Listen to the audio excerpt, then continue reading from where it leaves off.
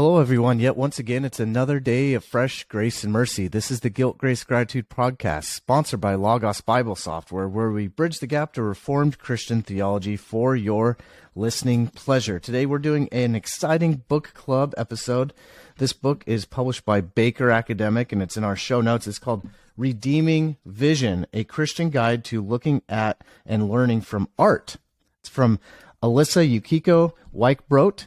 And we're going to learn a little bit more about her, and you can learn a little bit more about her, too, with in our show notes. We'll have some information. This book is, like I said, published by Baker Academic. I'm going to read a quick endorsement from Karen Swallow Pryor, who's been on our show before. So a familiar guest from our show. She wrote this about Elissa's book. I wish Redeeming Vision had been in my hands when I was a young Christian seeking to understand how to connect my faith, my love of art and beauty, and my mere humanity. This book isn't just for art lovers, it's for thinkers, believers, skeptics, wanderers, and all humans. Redeeming Vision is instructive, engaging, delightful, in a word, outstanding. So, yeah, we're going to have, Peter and I are going to ask some questions to her like our usual book club episodes. As a reminder, there's some other information on our show notes, how to get a hold of us. We're on Twitter and Instagram and YouTube, so this conversation's on YouTube as well. And then also just a link to find a confessional Reformed church near your area, and then some other basic information. But yeah, let's get right into this conversation. I'll let Peter further introduce Elissa Yukiko Weichbrodt. Very glad that Nick got the name right, so I can say it right myself. Elissa Yukiko Weichbrodt, or if you want to say it very German, Weichbrodt, is an associate professor of art and art history at Covenant College in Lookout Mountain, Georgia. We've had another guy from there. We've had Kelly Kapic from Covenant College in Georgia. So we've had one of her kind of co-laborers there. As a biracial Japanese white woman, she has navigated the joys and tensions of hybrid identity. Weichbrodt has published on topics ranging from contemporary black photographers to the patronage of Hawaiian landscape paintings to documentary photographs of Japanese Americans during the World War II. She also enjoys writing for general audiences on the intersection of art history, politics, and pop culture, which kind of all find their way into this book. So we're super excited to have you on, Dr. Weichbrodt. Hi, thank you for having me. This is really exciting for me to get to talk about this book. Of course, yeah. This is cool for us. Maybe for those who don't know you, want to learn more about Elissa Yukiko Weichbrodt. Maybe let our listeners know a little bit about yourself. Your back. I have to say your name a bunch of times so I get it right more and more often. Bless you. And then in your word too. So yeah, just let our listeners know who you are and what you do. Sure. Well, as the bio mentioned, I was born in Honolulu, Hawaii, raised in a Christian biracial home. I actually attended Covenant College as an undergraduate, got a degree in interdisciplinary studies. And then after a few years of working, my husband and I moved to St. Louis, Missouri, where I got my MA and my PhD in art history at Washington University in St. Louis. And my research and writing in graduate school really focused on modern and contemporary art, so 20th, 21st century, especially art that explored the body and identity. And now I'm back at Covenant, where I get to teach all of the art history. So I teach a survey class, but I also teach a number of electives, and a thread that really runs through all of my work, whether that's my teaching or my scholarly writing or my writing for lay audiences, is the idea of the loving look. I'm really compelled by how looking that is oriented in love can engender a kind of self-reflection and transformation and relationship. So regardless of what I'm studying or what I'm teaching, that's sort of the driving commitment behind it all. Yeah, that's awesome. I was trying to think through. I don't think, Nick, you can correct me if I'm wrong, I don't think we've had anybody on yet for art. Yeah. Kind of the broader discipline of art. I was trying to think through. Maybe Fred. We've had anybody yet. I think we had Fred Sanders about something about art, but it's because his cover art was something artistic that you noticed, but he talked on the Trinity, which is, I guess, artistic. Yeah, we haven't had somebody on art yet, which is really cool. Yeah, and that's a great introduction you had, and we learned a little bit about you, and obviously you're a Christian that loves art. So as we dive into, kind of bridging that introduction of who you are into the specifics of this book, could you tell us a little bit more about what first in your life, even if it was when you were a young girl in Hawaii, like what first sparked your interest in art and art history and interpretation and all the stuff that kind of you end up putting into the book? Yeah, I love telling this story, so thank you.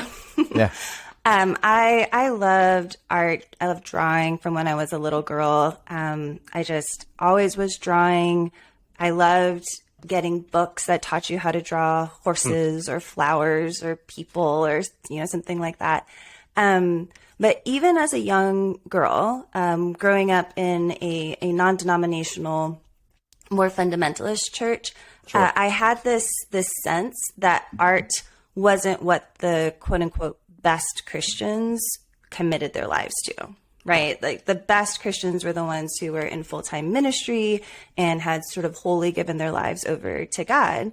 And I really wanted to be a best Christian, but I also really loved art. And so I have this very clear memory when our Awana clubs, our scripture memory club at our church was having a career night, and all of my friends were dressing up like teachers and firefighters and doctors. And I made my first foray into the integration of faith and learning and went dressed up as a missionary to Japan who illustrated children's Bibles. Because oh, nice. That's very specific. Remarkably, very precise. Yeah. But that was my. Did anybody guess? Like, you're Elissa, you're a Japanese missionary who likes writing stuff, right? They were like, you have a notebook and a drawing pad and a Bible. Like, what is happening? But it was like, that was so reflective of this sense that I had like these torn, split commitments, right? And that I felt like I had to choose between them and was just trying to figure out some way to kind of cobble them together.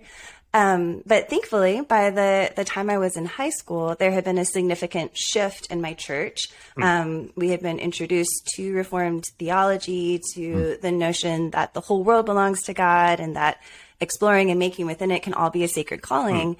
And my dad, who had become a lay pastor, went to a conference and he brought me back this absolute stack of books by Reformed authors on the arts. And I just consumed them. Schaeffer, Ruckmacher, Searveld, Review State of the Arts. I mean, I just like went through this, Leland Reich, and just went through this stack. And I was absolutely enthralled by the realization that I didn't have to choose between art and kingdom work, and that making art could be kingdom work. So that really set me on the path of wanting to go to a Reformed college to study art. And then somewhat hilariously, because that's how God works, I ended up being a year too early to get an actual art major at Covenant College. They had an art minor. They thought they were going to have the major sort of my year. I ended up being too soon. But the interdisciplinary degree ended up serving me really well because I got to do a lot more history and philosophy and writing. And it was in my undergrad that I was introduced to art history and the discipline of art history. And I took a class at 8 a.m. in the morning. They would turn off, my professor would turn off all the lights and have the slide projector going. And the fact that I stayed awake through that class, was sort of a clear indication that this was something that I loved, something that really compelled me. My senior year at Covenant, I took a class on contemporary art, and that just really rocked my world because everything that I had sort of been reading in the Reformed tradition had sort of denigrated modern and contemporary art, had been very skeptical of it. But in the context at Covenant, where there was this sort of curiosity and a delight in asking questions, we were able to dig into contemporary art, and I was starting to realize, there's so much here. There's so much actually common grace here for us to learn from. And I really would love to be able to serve the church by helping the church understand some of the things that we might be missing here. What is some, I started thinking a lot about the religious leaders being surprised to find Jesus at the table with tax collectors and prostitutes. And like, well, but why wouldn't he be there, right? Yeah, why wouldn't exactly. Jesus also Came maybe for sinners, not for saints. Yep. right? And so, should we be surprised to find Jesus in the contemporary section of an art museum? So I really went to graduate school with that in mind, wanting to study contemporary and modern art as a way of being a translator back to the church and encouraging us to see some of the fullness there. So even though this book doesn't focus on modern and contemporary art, there's some of that in here for sure. Sure. But it comes out of this desire that hatched really early on to say that there's so much we can learn. There's so many gifts here for us, and I want to be able to make that accessible to more people, because I think a lot of times art history is seen as being an insular discipline, something that is just hoity-toity that you need a lot of education to have access to. Yep. And we're already being formed by images. I want you to know how to do it better. That's awesome. Yeah, I love it. Yeah, that's awesome. I like how you said making art can be kingdom work. That was a very profound, beautiful phrase. A very there. Kuyperian thing to say. Yes. Yes, I like it. Yep. I like it. So this next question I have is, if you open up the book, that one of the first things you read is you say, this is a book for people who look at pictures. So very helpful to kind of get some understanding right into the book. We can imagine, even with our reform circles, we might get run into some people that aren't usually, generally, like, to bridge this gap into this conversation to our reformed audience. Some people might be not as typically as excited to look at pictures. They kind of like lean on hey, we're just about the text and that's it. So what do you mean by pictures? Because I know for me personally, my photographic memory leans more towards being a visual learner. I can remember seeing something, a picture, an image, even better than just sometimes just reading it. So it does help guide me. So what do you mean by pictures, and what might Christians, and particularly speaking to our Reformed Christian audience, learn by looking at pictures? Yeah, I love that you asked this question, because when I begin my introduction to art history course every semester, I literally tell my students we're Presbyterians, we're people of the word. Yep. What do people of the word have to do with images? Exactly. And then I go on to tell them the word became flesh. Yep. And dwelt among us, and we beheld his glory. The glory is of the only Son of the Father, full of grace and truth. And that's really the crux of the matter for me. Can I read the rest Please. of that opening sentence? Absolutely. Yes. Yep. So this is a book for people who look at pictures. It is for the museum goers, yes, but also for the Instagram scrollers, the meme gatherers, the magazine readers, the ad watchers, the graphic novel lovers, the coffee table book flippers, and the cell phone photo editors.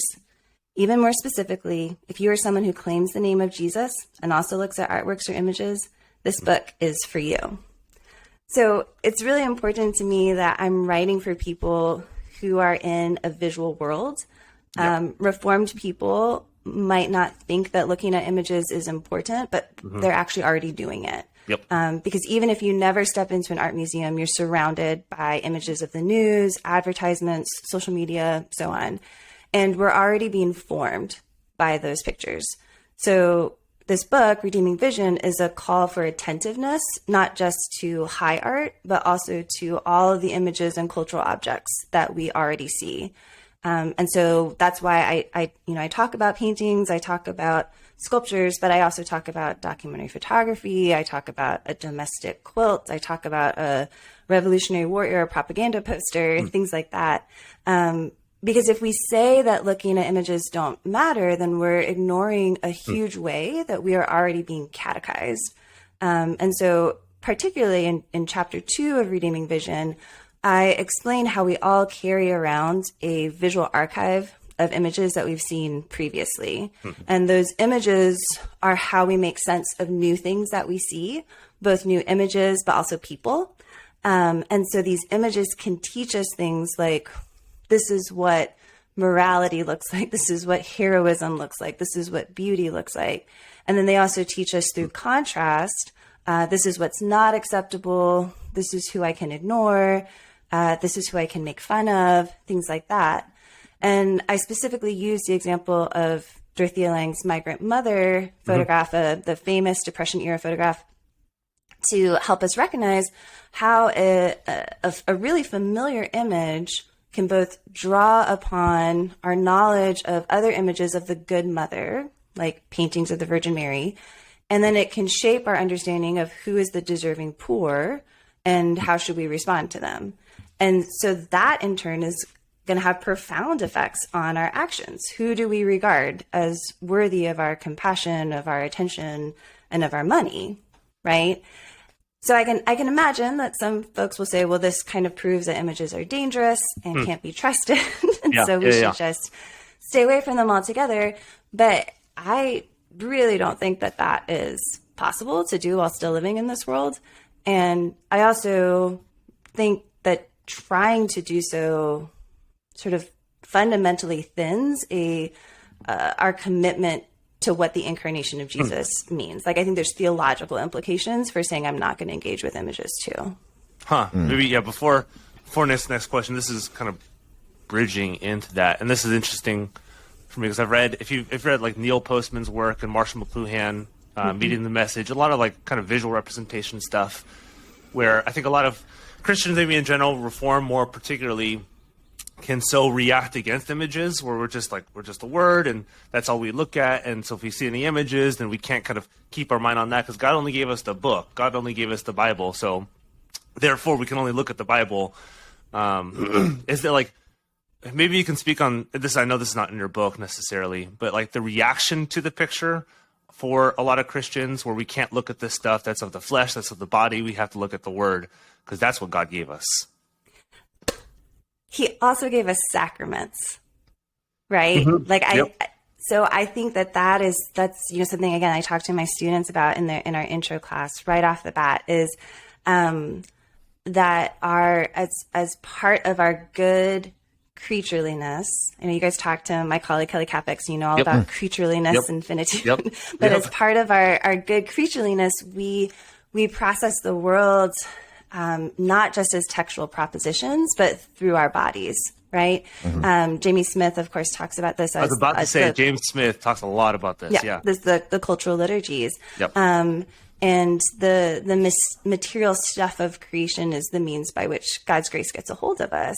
And so the fact that we have sacraments, the fact that there are these material things that we interact with our bodies that are a means of communicating grace to us, I think that is tremendously significant in understanding who we are as humans, and that art can provide, and images and visual culture objects provide a way of knowing that sort of enters through the body.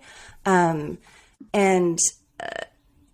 that's not something to be ashamed of. That's not something that we can escape from. It's part of how we are made. And so we need to learn how to steward that well, how to tell good stories with our bodies.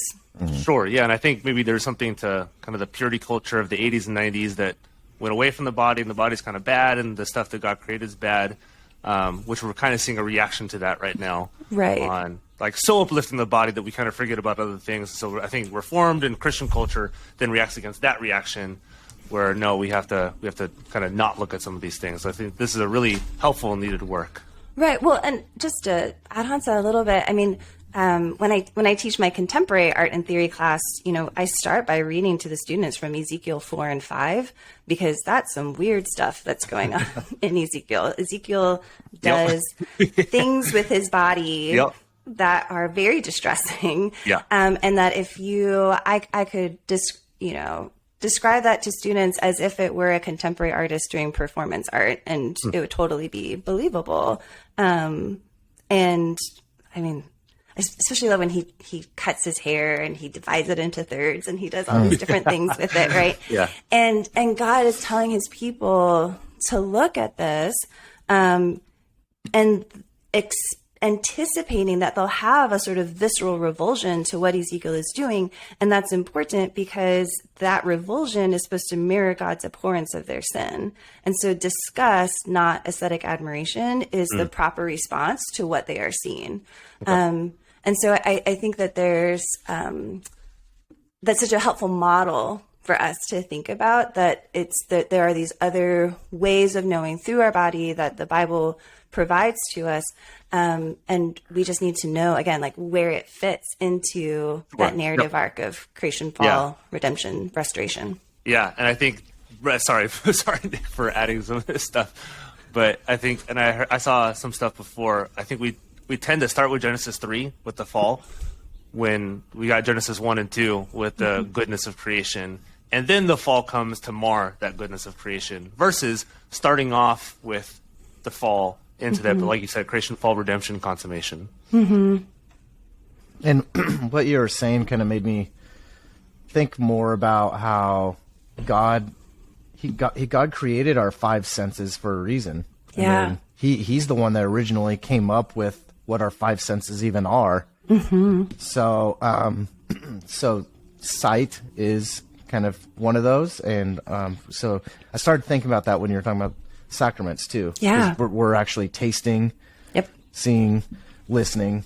Touching. Yep, exactly. So he cares about those things. And then as far as like going a little bit more into the book, you do some biblical quotations in the introduction. And then implicitly through the section headings, love the Lord your God and love your neighbor as yourself. And then also I kind of pulled in the very beginning of your book, you do pull from Philippians 4:8. Finally, brothers, whatever is true, whatever is honorable, whatever is just, whatever is pure, whatever is lovely, whatever is commendable, if there is any excellence, if there is any worthy of praise, think about these things.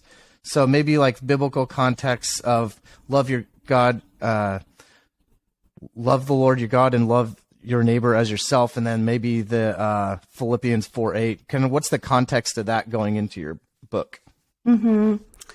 Yeah. So, I mean, I bring up Philippians 4:8 as a common rubric that's been often given for how Christians, as a kind of content guidelines to keep Christians from going too far when we engage with culture. And what I'm interested in is how we do Paul and ourselves a sort of disservice by thinking of that list just as a checklist of family-friendly values or policing certain subjects. What I'm really interested in is discipling hearts and eyes, how we can have a better approach to art that takes the incarnation seriously, that takes our call to love God and our neighbor seriously. And because we take our sin seriously, and the Holy Spirit also anticipates transformation and anticipates a kind of sanctification that's even possible. And so, in addition to Philippians 4, that's where I also talk about Ezekiel 4 and 5. I talk about the women who observe Jesus' crucifixion, that is not a visually pleasing or morally uplifting sight, and yet it is important that they bear witness to that. So just rejecting violence or nudity without grappling with the how and the why of their representation is too simplistic of a way, I argue, to engage with art or to engage with visual culture. But I do think that the Bible still offers us, so I think the Bible offers us a path for engaging rather than just a series of fences of what not to do. And so I use this distillation of the 10 Commandments, love the Lord your God and love your neighbor as yourself, as a kind of framework, as a path. So how can we, if we believe that we are ourselves culture makers, that part of our image bearing is to be generative, how can our looking not just be consumption, not just be a sort of critical deconstruction, but instead actually be generative? So when I look at an artwork, I'm not just looking to judge it. I'm actually looking to see what I can learn from it. That's like a Christian part of holier than thou on a photo. Like, oh, I can't look at this because I'm above it. Right. But what if we look at I talk about Greek sculpture in here. So it's easy to look at an example of Greek sculpture and to say, they got that wrong because they were trying to make gods out of their own image, right? Like Greek gods are just sort of superhero humans. Yeah. Well, what if we look at that and we say, oh, but I guess I too, though I do not carve idols, though I do not carve sculptures, I too am guilty of trying to make God in my own image, of trying to make God more like me than he actually is. And so that I think that's such a much more productive, generative, sanctifying way to engage with artworks than to just say, oh, that was a bad worldview. Here's all the limitations of the art. Like, what can we then do with it? Yeah, is what this book sets tries to like answer. an us versus them dichotomy. Like they made that kind of art, and I don't agree with that kind of art. So therefore, I can't look at it. I can't interact with it. I can't talk about your culture because you're wrong. I'm right. Yeah. Yeah. I think what you're saying too is you're approaching the best way to go about it is you're approaching it with humility. Yes. We are not God. God is God. We are we are creature, and we're approaching it with humility. It's almost like a visual hermeneutics. Yes.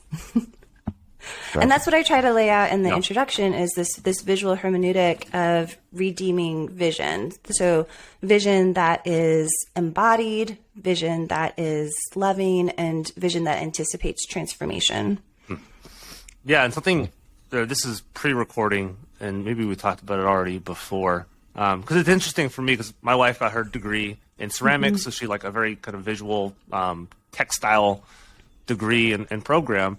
And I remember like she kind of got told during her college career, like, why are you getting an impractical art degree? Because that's just like what can you do with that stuff? And so she's been trained as an artist, and I'm gonna guess a lot of people who've listened to this are not trained as artists. And so, like you said, we can kind of look at it either as like Christians who say like, oh, art is bad, it's of the body, we can't look at that, or we can say like, oh, that's like how do I even interact with this? I don't even know what I'm looking at. Like we can say like that looks nice, and that's the extent of our interaction with art. But we know we're struck with something. We know we're struck with some awe of some type. We feel like I'm not educated, I'm not trained enough to actually like interact with this stuff. So what? Maybe beyond, like, kind of beneath that, what about art speaks to both transcendence, but also us? Like, why does it hit us in the way that we just, like, we want to interact with it, we can't find the words to interact with it? Yeah. Well, I think that folks like Bill Durness have written so beautifully about this, the way that because we are made in the image of a creator God, because we believe that everything in this world has meaning, that art is a sort of materialization of that belief, right? And that even an artist who claims that their art doesn't have meaning, even an artist who claims that their art is void of meaning, by the very act of making is still participating in some sort of greater meaning making. I think that's remarkable. And there's a reason why when we look at a Van Gogh painting in person up close and we can see those brushstrokes and we can imagine the hand that made that, we can see each of those individual brushstrokes being put down, that sense of being connected, not just through a world of ideas, but through our bodies, right? That we can imagine or we sort of marvel like, oh, I wonder what that would feel like to be able to make that kind of mark, or how tired you might be after you make something so big. Which is something I can't do. Yeah. I feel that so often when I'm looking at large scale sculpture. Like my brain doesn't think like that. How could you even conceive of something at that scale with such kind of materiality? Yeah, seriously.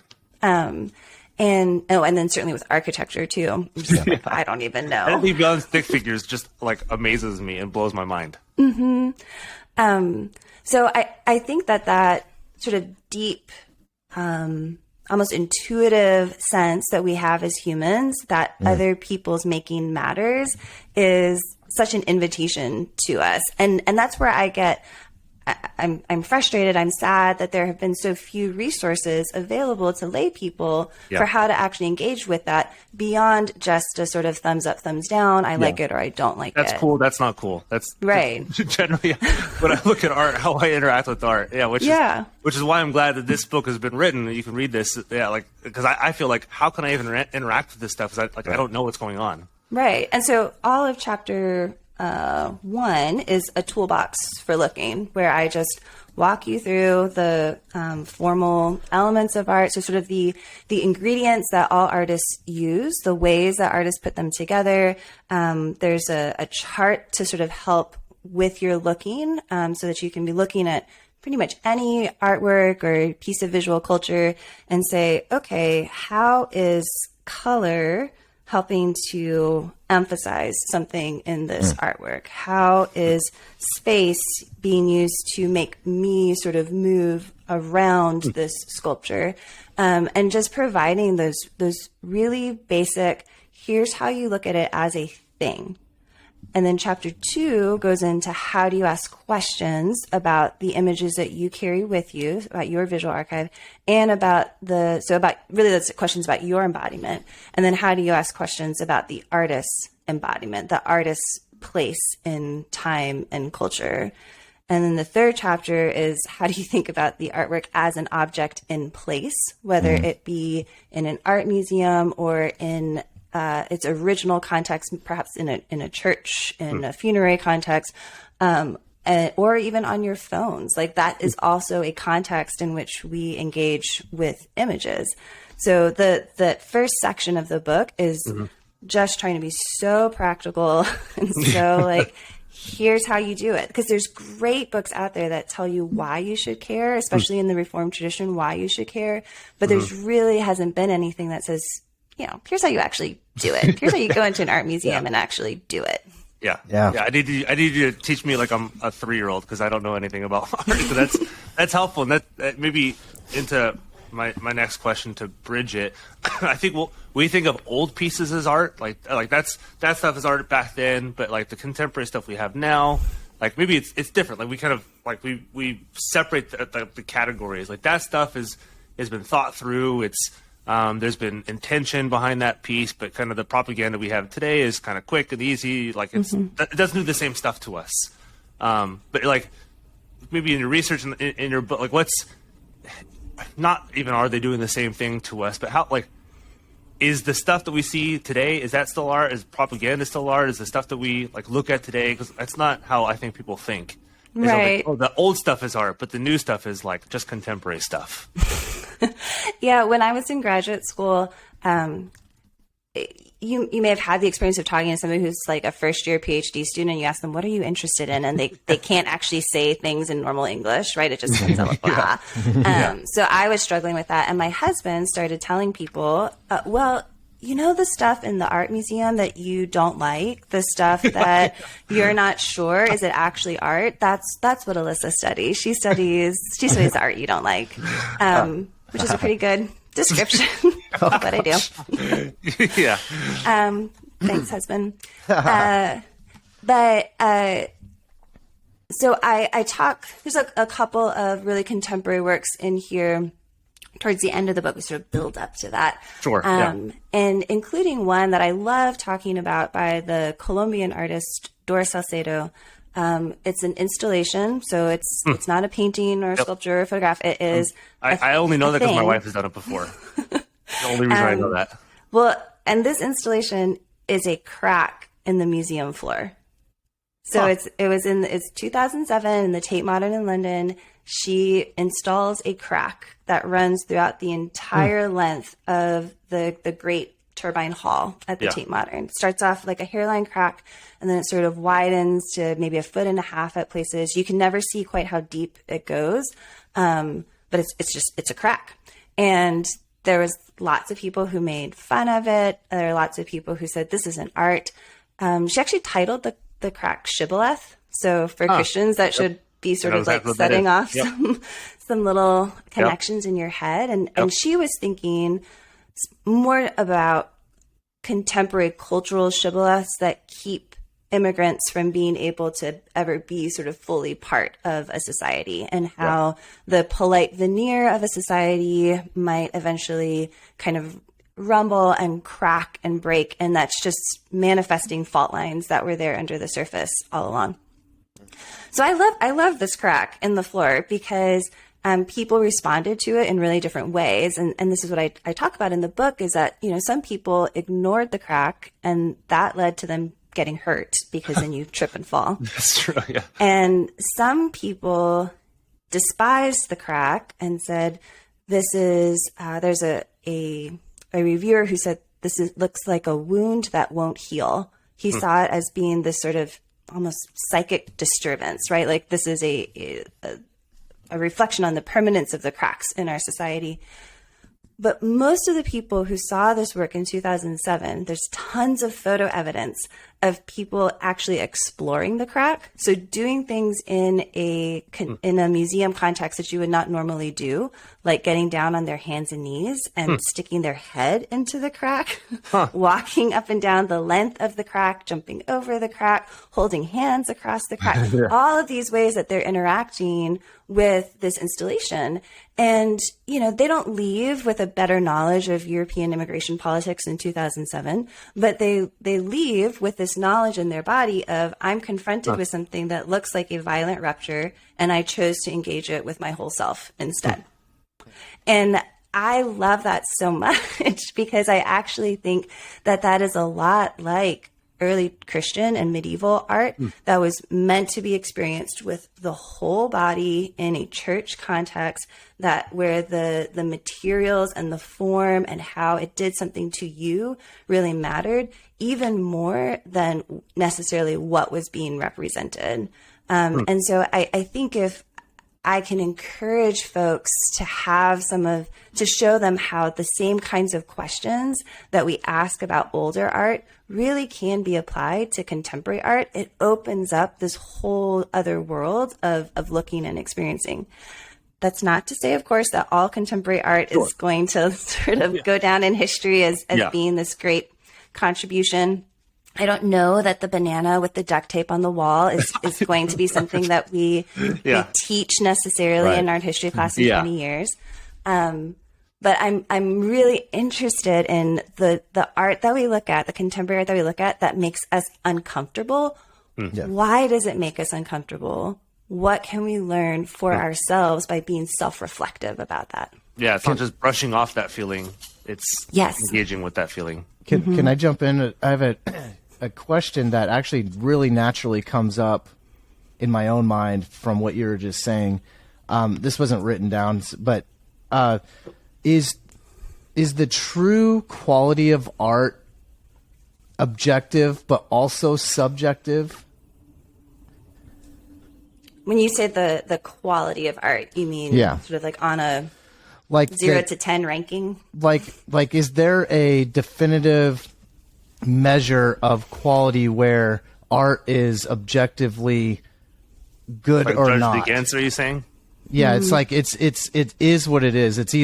It's actually, whether you like it or not, it's actually good art or not. That's more the objective question. But subjective, we're also looking at it with our own perceptions, and we all might think something looks good, and we might disagree what something might not look good. So, does that question make sense? Could art also is it bad to say that art is only objectively quality, good or not? Yeah. So, trying to think which way I want to come into this question. So first of all, full disclosure, I'm a historian, not a philosopher. And so questions of the definition of art in sort of an ontological way, I find deeply uninspiring because I'm a historian. Sure. And I'm most interested in, like, what was happening historically, culturally, socially, economically, politically at the time, religiously at the time that made this cultural object possible. Not what it's judged against, but like the meaning behind it. And how did it come to be, and how was it used? Right. Those are the historical questions that I'm interested in, which then would mean that we might judge an artwork sort of based off of its effectiveness within its own kind of cultural moment. Yeah. But this is where our interest in embodiment and the incarnation comes in. I think a lot about a kind of triangle of interpretation where you have the object, you have to take the object seriously, and you have to take the artist and the artist's intent seriously. I think that's part of honoring like their embodiment, is taking their context, their intentions seriously. But we're not some objective, cyclopean eye that's floating around looking at art. So we also have to take our own kind of place in history, the images we carry with us seriously as well. And we need to hold those things in tension with each other. So, there's artworks in here. I don't think that the Greek artists ever thought that there was going to be someone someday who would use their artwork as a means of confessing personal idolatry. But that's what I'm kind of saying that we get to do as Christians, is that we both take what the Greeks thought they were doing seriously, and we say, what more can I do with it? So all that to say, when I'm thinking about, I really want to empower people to walk into a museum and to say, I do not like that. And for you to be okay with that I don't need you to love the Mona Lisa. I don't need you to think the Mona Lisa is the best thing, but I would like you to take a little bit of time to think about why you might not like the Mona Lisa, and if learning more about the work might help shape that. And likewise with things that you really do like. If you really like a painting by Botticelli, think about, is it just the formal? Is it just the visual aspects of it that you like? What happens when you learn more about how it was used? Does that change how you understand it and what you can do with it? No, that actually answers my question. That was good. Good.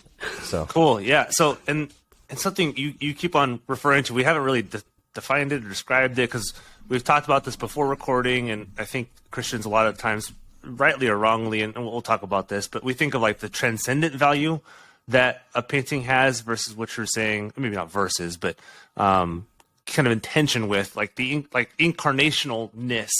I don't even know if that's a word of art. So like what like when you talk about incarnational art with like interacting with it, like what does that mean? What does that refer to? Is that something we do, or is that something just like happens to us? Maybe describe it for our audience who's like incarnational. Like what are you talking about? Yeah. So, I think when I was growing up and was learning about this term incarnation, it was primarily, I was taught that primarily Christ taking on flesh was important for substitutionary atonement purposes. Yes. Yeah. And something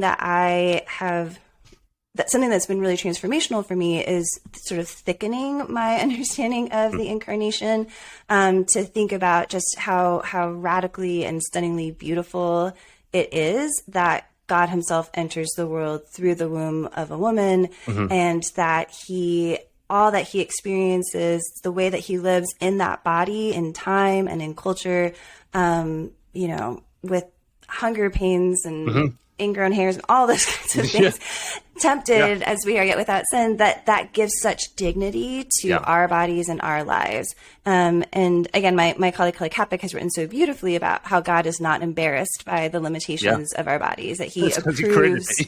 He approves of them in and through the Son's incarnation. And so I think the incarnation helps us understand the sacraments, that the sacraments convey this knowledge and grace through embodied practices. And then that means in turn that we can understand art as a kind of echo of that same mystery of Logos taking on material form, right? That we can and should take material form seriously. Jesus is incarnate, not as an illustration of God. He is God enfleshed. God communicates spiritual truth to people in physical ways. So all of this means that art is that art is serious. This is serious business, right? And so the same way, I was so struck reading Isaiah that any passage that sort of describes God's transcendence, describes God as sort of being in his enthroned above all, is coupled with, and he holds the lamb in his arms, right? So it's never just transcendence to be transcendent. It's for a purpose. It's for a purpose. And Jeremy Begbie writes about this really beautifully in his book, actually Redeeming Transcendence. That he's skeptical of this idea that that transcendence is an escape. And he instead says what we really want is a notion of transcendence that's built on God's commitment to rather than rejection of the world. And God's relationship to the world is not some deep mystery. He has literally made it manifest in the human life and history and person of his son, Jesus. So for me, that means that art gets to do both of those things, right? That it both can point us to meaning that is beyond us, and it meets us exactly where we are.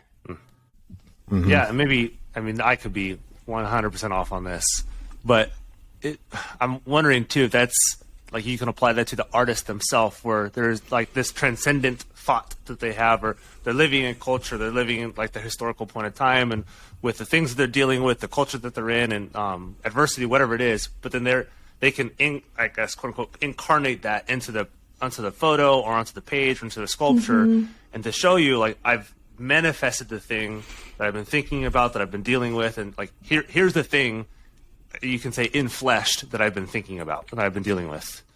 Yeah, I think that's certainly true.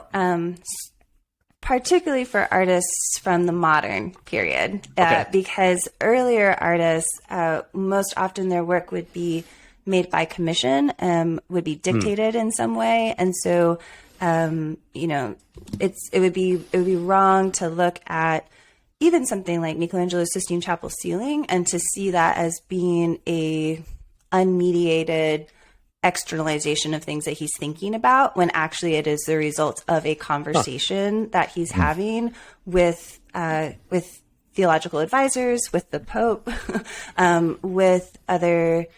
He's part of a discourse when he makes that. That's not just his idea made manifest, but that's also part of what makes art so exciting.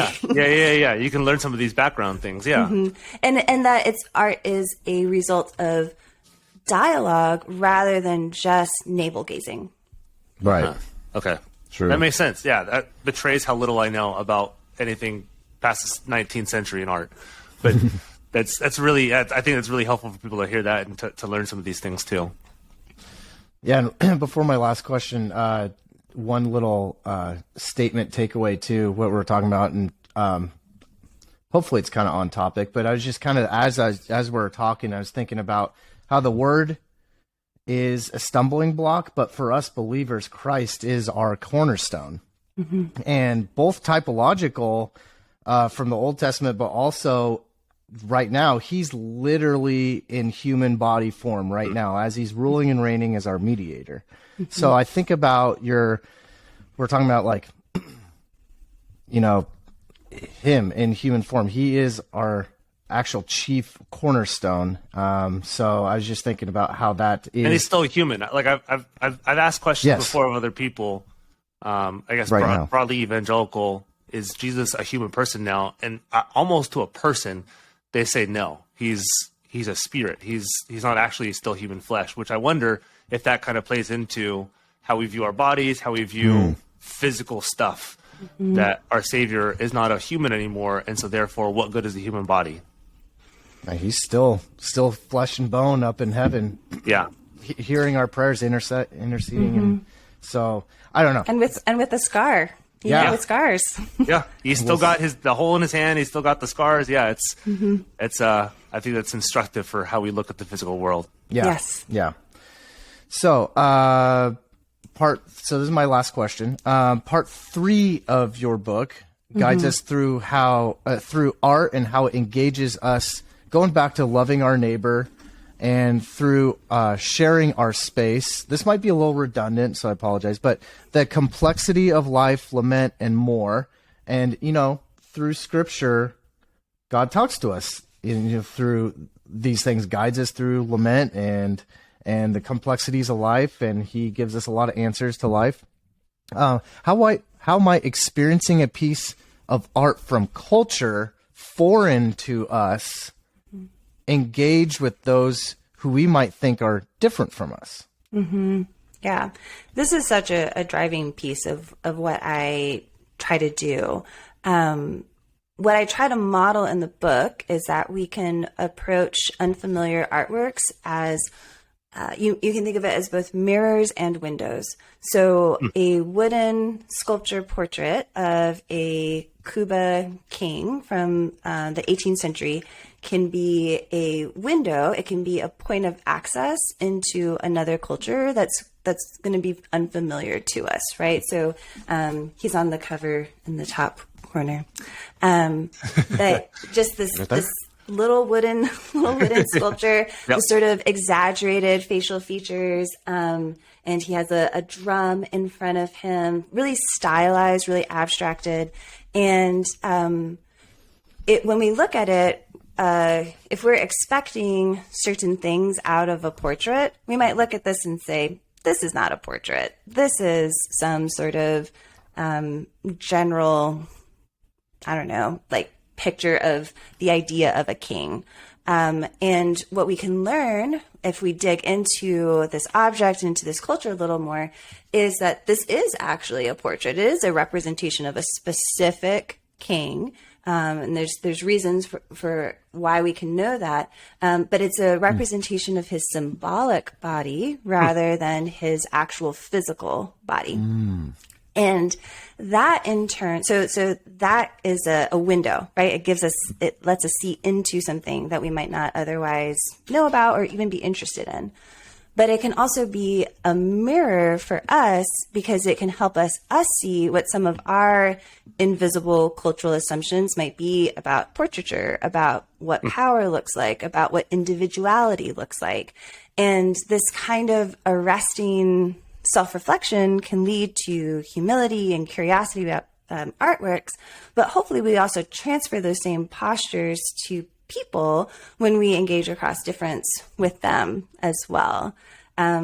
So whether you're looking at something from long ago, like this sculpture of a Cuba king, or you're looking at an example from a 20th century African American photographer who is re-narrating Black history by using archival photographs and poetry.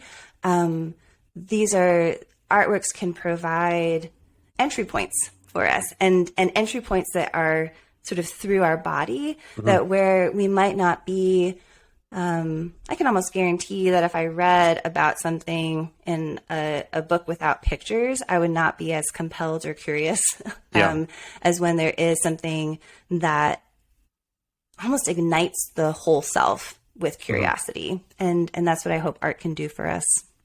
Yeah, like what you're saying, it's when we have that like uncomfortable feeling within us, we're looking at something like that's like it doesn't resonate with me or whatever it is, not just kind of leaving that and going to something else, not digging into that feeling and saying, why do I feel uncomfortable with this? Why does this feel different from me? And And maybe that's the point of looking at that is so that you can feel a little different and like, hey, that's a good thing to feel, not an uncomfortable thing that I have to flee away from. Right. And, I'm an educator, so I'm always telling my students, if you feel uncomfortable, that means that growth is happening. Exactly. Yeah. I've been reading, I don't know if you know who Jonathan Haidt is. Yes. Coddling of the American Mind. He talks a lot about discomfort in kind of the university setting and like that's where your growth comes from. And I think as Christians, when we look at stuff that makes us uncomfortable, I think we're very susceptible to shutting down and not interacting with some of those things. And as I think kind of the broader culture is as well. So last question, kind of wrapping this up in a bow. We've talked a little bit about your title, because I think it's helpful to talk about like when we're talking about redeeming vision, it assumes we've lost touch of something that we need to gain back, or just to reform this in some way. So what do Christians lose if we forget the arts, and what do we have to regain or to gain if we, again, quote unquote, redeem our vision? Yeah. So I'm in the title, I'm not necessarily asking us to redeem vision itself as if vision is bad and needs to be redeemed. Yeah, exactly. But I'm inviting us, I hope it's an invitation. I'm inviting us to enact redeeming vision, to apply a way of seeing that is embodied, that's loving, that's open to transformation. And I think if we, I kind of cut my teeth in a world where I thought that the reason that Christians needed to be engaged with the arts was because we needed to take the arts back for Jesus or back for the church. That we needed to re-inhabit a medieval or a Renaissance world where the church was the primary patron of the arts, things like that. And I've come to believe that something far more fundamental is at stake, and that is to grow in our love for God and our neighbor. That our art can help us be attentive. Art can help us be hopeful. Art can help us lament. Art can confront us. And it provides looking with love provides a way for us to honor God with our whole bodies, and to grow in love for Him, to confront our own sin, to grow in love for our neighbor as part of that. So I think this book does assume somewhat that you're already convinced that you should care. And I'm trying to show you how you might be able to actually do that, how you can put feet on that, or maybe eyes, how you put eyes on it. That's because it reminds me. I think we can tend to think, how can I Christianize this thing and make this good so that I can look at it, versus it seems like what you're saying is you don't have to Christianize this to look at this, to be curious about this, to feel when you're looking at this, to engage with this, to look at, like, to feel it textile. You don't have to make something Christian, quote unquote, for it to be a thing that God has given us to engage with. Yeah, exactly. Cool. Well, Dr. Weichbrodt, thank you so much for coming on. I don't know if there's anything that you wanted to leave our audience with anything we missed out. I'm assuming, I know we missed out a bunch in the book because there's only so much you can cover in about an hour. But any parting words that you want to leave our audience with for reading this book, engaging with your work, or in art in general? Sure. So the book does have a website, redeemingvision.com, where you can see all of the images. You can actually download the diagrams that are in the book, and there'll be additional content sort of posted there as well. So that can be another resource for being able to engage well with these things. Awesome. Well, thank you so much. Thank you for your work. I think it's a needed thing, not just to, like I said, Christianize something, but to look at something for what it is and engage with it well. And this is, I think, a helpful book towards that end. For those of us who don't know anything about art, we're trained in it. We want to engage with it. We want to know it well, and we want to know what the I guess you can say author, artist was trying to do with it. So thank you so much for coming on. You're welcome. Thank you for having me. Thanks.